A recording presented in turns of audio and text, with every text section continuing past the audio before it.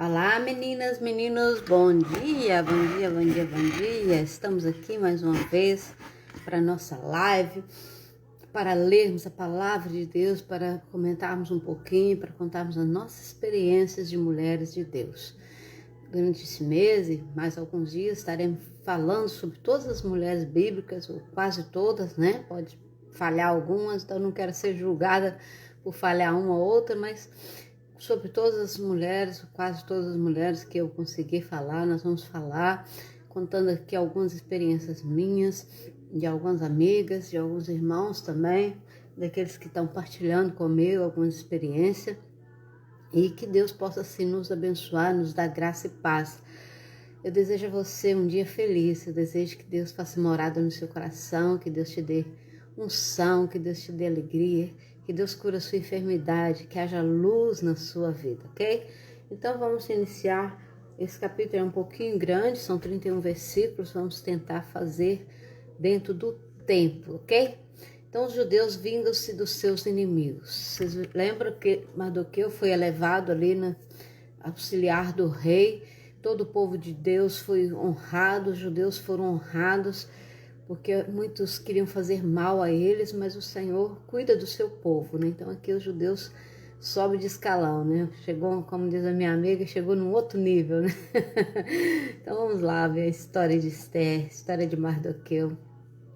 No 13º dia do 12º mês, o mês de Adar, entraria em vigor o decreto do rei. Naquele dia os inimigos dos judeus esperavam vencê-los, porque lembra daquele decreto que o rei fez e não podia voltar atrás? Então, quando chegou esse dia, os inimigos achavam que ia vencer os judeus, mas aconteceu o contrário. Os judeus dominaram aqueles que o odiavam. O Senhor deu força, né, aos judeus, reunindo-se em suas cidades, em todas as províncias do rei Xerxes, para atacar os que buscavam a sua destruição.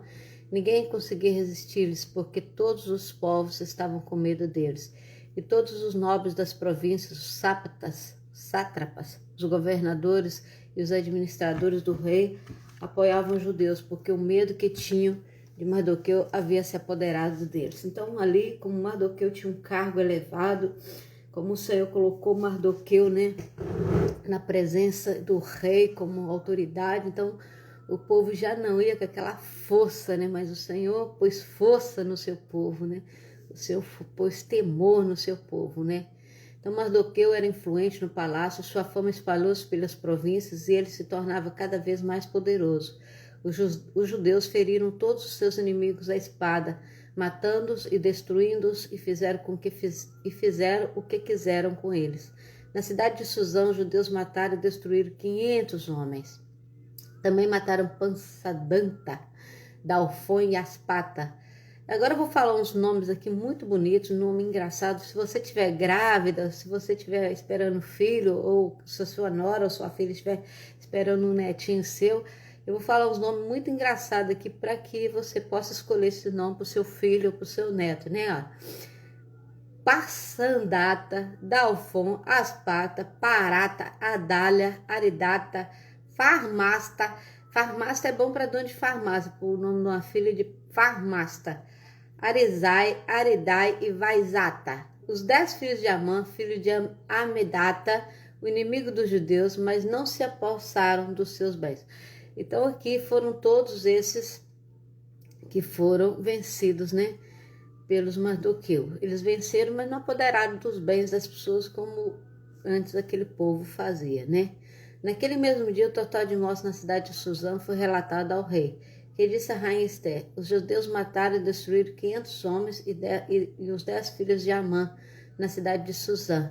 Que terão feito nas outras províncias do império?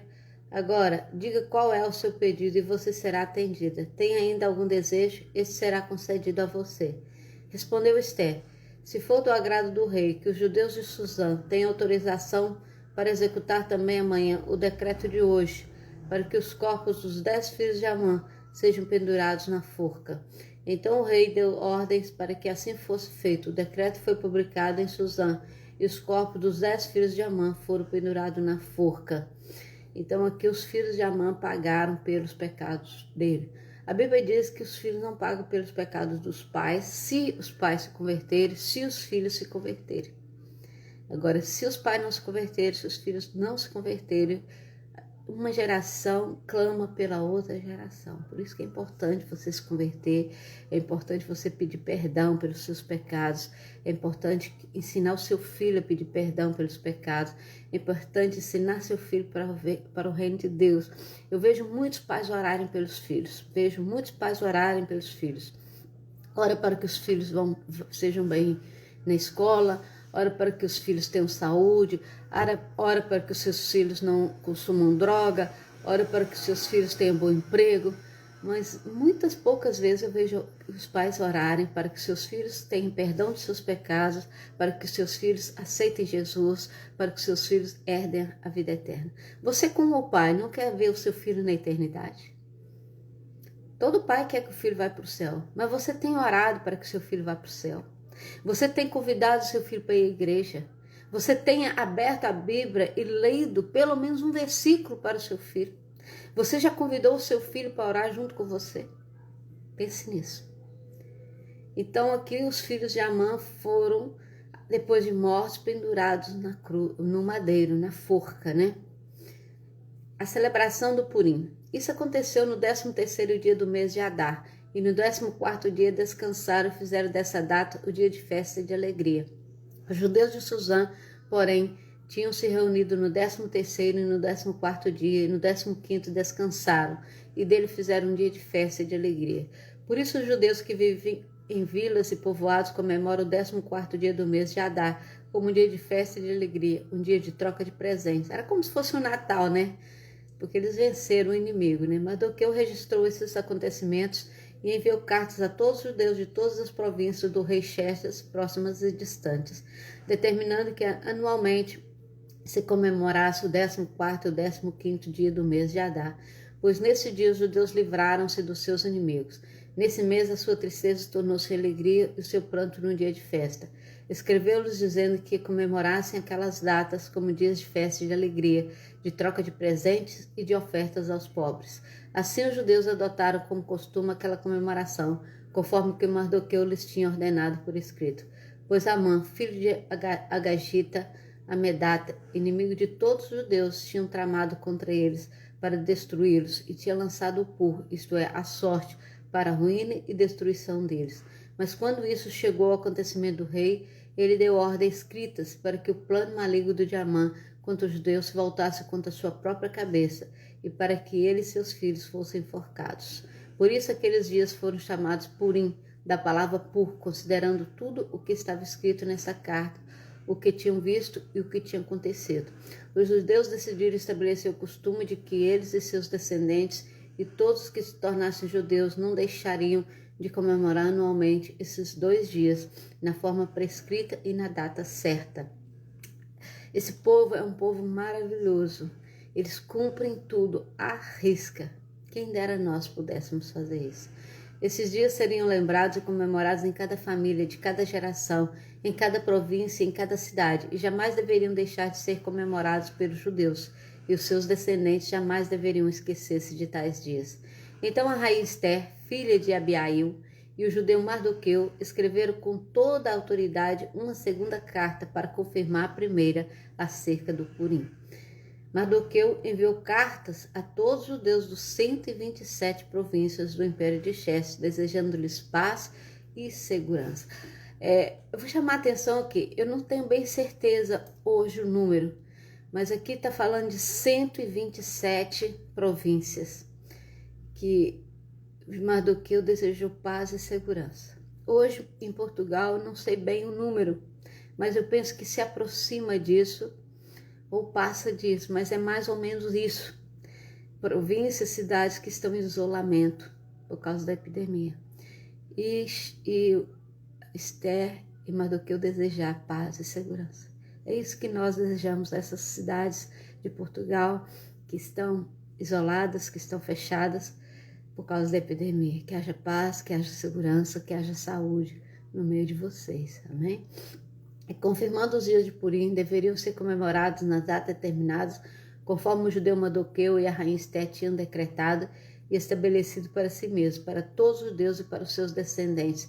E acrescentou observações sobre tempos de jejum e de lamentação. O decreto de Esther confirmou as regras de Purim. Isso foi escrito nos registros. Nós vemos essa grande vitória do povo judeu, essa grande vitória de Esther, essa grande vitória de Mardoqueu.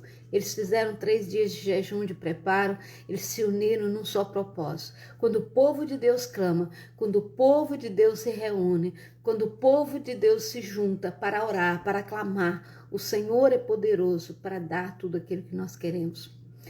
Nós não queremos a destruição do ímpio. O Senhor não quer que o ímpio morra. O Senhor, isso aqui foi no tempo da lei. Isso foi no tempo da lei.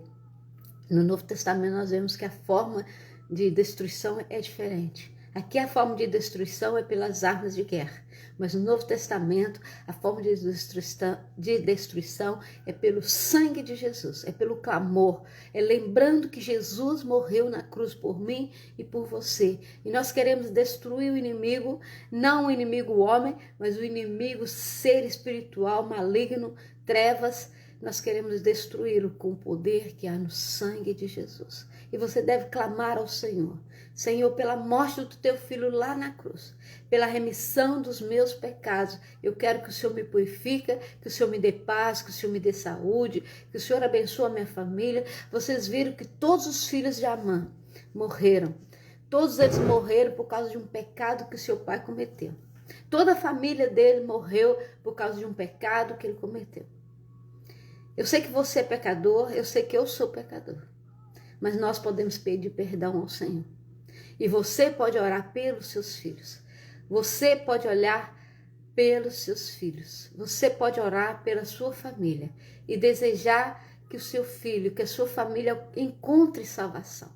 E a salvação é só em Jesus. Em nenhum outro há salvação a não ser em Jesus. E Deus pode conceder isso à sua casa, à sua família. Há um hino, um louvor que diz assim: minha casa será uma casa de bênção. Minha casa será uma casa de bênção. Mas você faz parte dessa bênção, você faz parte dessa casa. E é preciso que você ore pelos seus filhos, pelos seus netos, pelo seu marido, pela sua esposa, pelo seu primo, pelo seu cunhado, pelo seu tio, pela sua avó, pela sua mãe, seja por quem for da sua família, você deve colocá-los diante de Deus, nome por nome, e pedir ao Senhor uma bênção. Eu agora vou contar a minha história quando eu converti, será 2, 3 minutos. Eu me converti, eu tinha uma semana que eu tinha feito 15 anos. E eu lembro que poucos dias antes, talvez um mês antes, eu fui à casa de uma tia minha no Espírito Santo, era a minha tia mais velha. E a minha tia era muito católica, muito idólatra, daquelas pessoas que tinham idolatria em todo lado e que nós tínhamos que ir ao convento quando íamos lá. E eu gostava, porque eu também era católica, eu vivia ao pé do padre, eu fazia tudo na igreja católica, como faço hoje na igreja cristã. E eu, quando estávamos lá na casa da minha tia, foi uma senhora visitar minha tia. Nós tínhamos ido lá porque minha tia estava doente. E foi uma senhora já de 80 e poucos anos visitar minha tia. Tinha um cabelinho branco, toda linda a senhora. E ela começou a falar de Jesus para minha tia. Foi a primeira vez praticamente que eu ouvi falar de Jesus. Aliás, foi a segunda vez, que a primeira vez foi uma vez no cemitério. E essa senhora falou que tinha 50 anos que tinha aceitado Jesus. E eu, uau! Como é que uma pessoa consegue ficar 50 anos crente? Como é que uma pessoa consegue ficar 50 anos preso numa religião? Mas os católicos também estão crentes, estão presos numa religião. Então, religião não salva ninguém. E eu fiquei assim, aquele testemunho de vida, eu nem sabia o que era ser crente, eu nem sabia o que era Deus praticamente, porque apesar de ter meus 15 anos, eu só enxergava a igreja como uma distração. Eu gostava de fazer as quermesses, vender as coisas na praça, essas coisas de barraquinha, né, que fazem muito para as igrejas. E eu fiquei admirada, assim, 50 anos de crente. E quando eu vim embora, aquilo falou comigo, e o Senhor usou a irmã Damares Matos, que é uma grande amiga minha, para falar de Jesus, para convidar-me para ir ao culto. E eu fui, aceitei Jesus, passado mais ou menos uma semana, quando eu fiz 15 anos. E eu era crente na minha casa. Só eu tinha aceitado Jesus na minha casa. E ninguém mais. E eu comecei a orar, comecei a levar minhas duas irmãs mais novas. Minhas irmãs tinham 5, 6 anos. E elas iam para a escola dominical comigo. E eu pequena, arrastando duas crianças. E teve uma vez que veio uma irmã, a irmã Dalma, irmã Alda, uma missionária. É engraçado que nós temos aqui a irmã Alda também missionária, mas tínhamos lá essa irmã Alda missionária. E ela fez um apelo para nós levarmos outras crianças. Era uma coisa da escola bíblica dominical que fazia na igreja batista. E eu levei num culto 55 crianças para assistir o culto. Foi maravilhoso. Até ganhei um prêmio de quem levou mais visitantes na igreja naquele dia. E eu comecei a orar ao Senhor pela minha família, pela minha casa. E o Senhor foi salvando. Salvou minhas duas irmãs mais novas, salvou minha outra irmã, salvou meu cunhado, salvou meu sobrinho, salvou minha mãe. A minha mãe foi praticamente a última pessoa a converter na minha família. Graças a Deus, todos eles já se converteram, já passaram pela experiência de salvação. Hoje temos alguns desviados, infelizmente, mas eles conhecem o Senhor, eles têm temor do Senhor. E eu tenho certeza que eles são cobrados por isso. Então não deixe de falar de Jesus para sua casa. Não deixe de falar de Jesus para sua família. Embora eles briguem, a minha mãe me batia. A minha mãe dizia assim, cada vez que você for à igreja, você vai apanhar. E eu apanhava. E muitas vezes eu colocava a almofada em cima da cama, cobria, pulava a janela e ia à madrugada orar. Muitas vezes eu pulava o muro da escola para assistir um culto. Muitas vezes eu apanhei por ir à igreja. Mas graças a Deus, eu posso dizer que eu e a minha casa servimos ao Senhor. Nós somos uma família de 16 pessoas. Todos se converteram. Todos. Hoje há 2 ou 3 desviados, mas eles vão voltar. Eu acredito nisso porque eu oro por eles. Se você acredita, ora pela sua família, ora pela sua casa, ora para o seu filho, ora para quem você desejar. Mas ore, não desista. Não desista daqueles que você ama. Faça como Esther e Mardoqueu. Eles não desistiram do seu povo e eles tiveram uma grande vitória. Não desista daqueles que você ama e você terá uma grande vitória. Vamos orar? Senhor Deus, abençoa as nossas vidas, abençoa a tua igreja, o teu povo, dá-nos graça e paz. Revela-nos o teu propósito, salva a nossa casa, salva a nossa família, salva, Senhor, o nosso povo. Livra-nos da epidemia, livra-nos da enfermidade e se conosco, nós oramos em nome de Jesus. Amém. Beijo no coração, você é impressão digital de Deus. Estaremos aqui amanhã com o final dessa história de amor linda, maravilhosa. Terminando amanhã o livro de Esther, mas não terminando as nossas lives, que vamos continuar até o dia de Jesus voltar. Amém? Deus abençoe.